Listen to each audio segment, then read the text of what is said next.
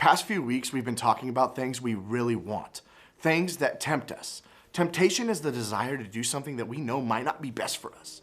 And we've learned along the way that the kind of temptation you might be facing as a middle schooler is so much more intense than the kind you dealt with when you were younger. As you get older, a lot of our temptations get bigger, and so do the consequences. So what do? When we've given in to temptation, how are we supposed to respond? How are we supposed to start over, to change the path that we're on? When it comes to temptation, what's the best thing that we can do once we've given into that temptation? To help us figure out, we're gonna talk about a guy named David. Believe it or not, David was one of the biggest heroes in the Bible. When we first met David, he was just a young shepherd boy. But by the time his story was through, God called him so much more. He eventually became king, and God said that David was a man after his own heart. Now, I don't know about you, but when I hear that, I think this David guy must have had it all together. He probably lived right, never made mistakes, never gave in to that kind of temptation that would mess up a good thing that he had going. But that's not exactly how his story went. When David was king over Israel, he was doing a really great job. He was winning a ton of battles, his kingdom was growing, and his people really liked him. Basically, he was the GOAT. But things changed on one fateful night. David couldn't sleep, so he got out of bed and started wandering the roof. And then he noticed a beautiful woman named Bathsheba bathing across the way. Okay, I know this is getting a little PG-13, but just wait. So when he saw Bathsheba, what did David do? I mean, this was a man after God's own heart. He was the chosen king of Israel and leader of everyone, and they loved him. Obviously, he walked away, went back to his room, and nothing happened, right? Wrong. David actually invited that woman to hang out. And well, he gave in to some temptations they definitely both shouldn't have done, especially since Bathsheba wasn't David's wife. In fact, he actually was married to someone else. And a man named Uriah was married to Bathsheba. Talk about drama, right? So after all this, did David tell anyone about what happened with Bathsheba? Did he apologize or try to make it right? Nope, he just hid it and pretended like it never happened. And for a while, that seemed to work, but then Uriah came home and things got complicated. David was overcome with guilt and feared Uriah would find out what happened. So David started doing what so many of us would do when we give in to temptation. He tried to keep his mistake a secret. He went as far as to have Uriah sent back out into battle so that he might be killed, as this whole thing would just go away.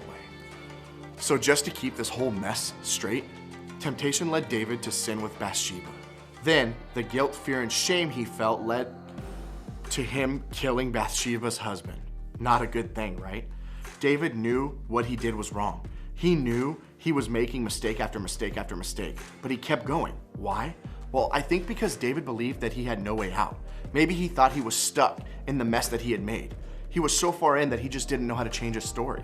And in the middle of that, David also felt really distant from God.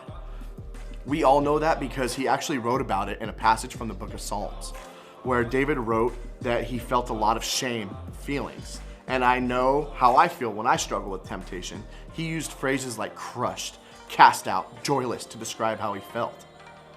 But here's what we also know to be true about David's story. It didn't end there. God didn't give up on him. He didn't abandon him. He didn't throw his hands in the air and say, well, David, you gave in to temptation. There's nothing I can do for you now.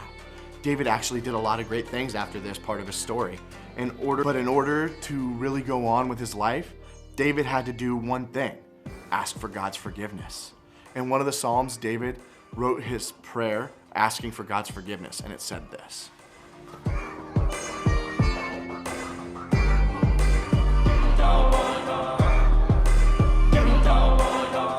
In other words, David prayed this: forgive me for my sins, God. Forgive me for giving into something that I know wasn't good for me. Help me get over the guilt I feel over what I've done. Change my heart. Help me to want to follow you instead of my own ways. Now, David still had to face some major consequences from those bad decisions, but because he had forgiveness, he could walk forward without fear, guilt, and shame holding him down anymore. He knew his story could start again, and the same is true for us. See, giving in to temptation doesn't have to be the end of the story. We don't have to stay stuck in the choices that we've made or the feelings that we feel because of them. Forgiveness was the key for David, and it's the key for us as well.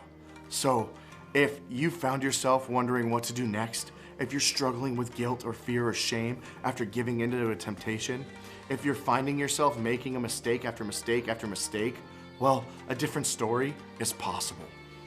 And here's how it starts. First, ask God for forgiveness. Go to God just like David did. Confess what you're struggling with and what you've done.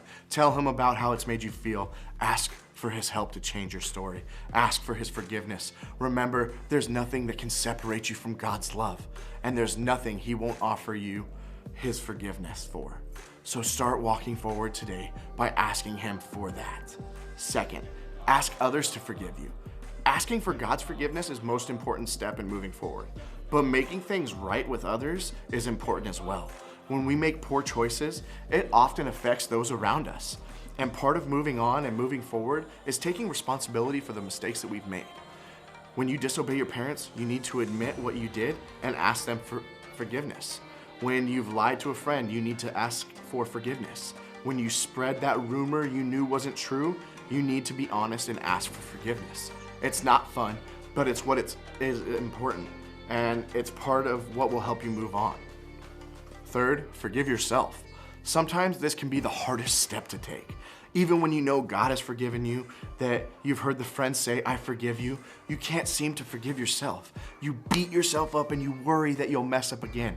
When you get stuck here, keep reminding yourself of God's forgiveness. Ask for his help to remember that your story isn't over. And then for the fourth thing, make a new plan. If you don't want to find yourself in the same situation in the future, you've got to figure out a way to do things differently. You've got to make a new plan to avoid that temptation. That might mean making some tough choices, like not hanging out with certain people, having your parents put restrictions on your phone or your computer, not listening to certain music, or asking to sit in a different seat in class.